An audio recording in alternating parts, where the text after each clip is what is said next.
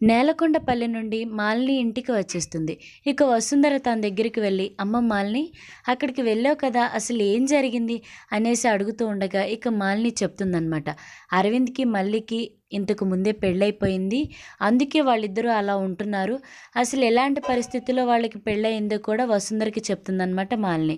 ఇక వసుంధర ఒక్కసారిగా షాక్ అయిపోతుంది. అప్పుడు మాలిని ఇలా అంటూ ఉంటుంది, మామ్, ఇది నా జీవితానికి సంబంధించిన షాకింగ్ న్యూస్ అయితే నీ జీవితానికి సంబంధించిన ఒక నిజం నేను తెలుసుకున్నాను అనేసి అనగానే ఇక వసుంధర తన కళ్ళలోకి నీళ్లు తెచ్చుకుని, మాలిని, అసలు ఏం మాట్లాడుతున్నావు, ఏం చెప్పాలనుకుంటున్నావు అనేసి అనగానే ఇక వెంటనే మాలిని వసుంధరని శరత్చంద్ర డ్రాయింగ్ రూమ్కి తీసుకువెళ్ళి ఇక అక్కడ ఉన్న మీరా ఫోటో తనకి చూపిస్తుంది అనమాట. మళ్ళీ ఎవరో కాదు నాన్నకి కూతురు, ఈ మీరా ఎవరో కాదు మళ్ళీ వాళ్ళ తల్లి అనేసి అనగానే ఇక వసుంధర ఒక్కసారిగా షాక్ అయిపోతుంది అనమాట.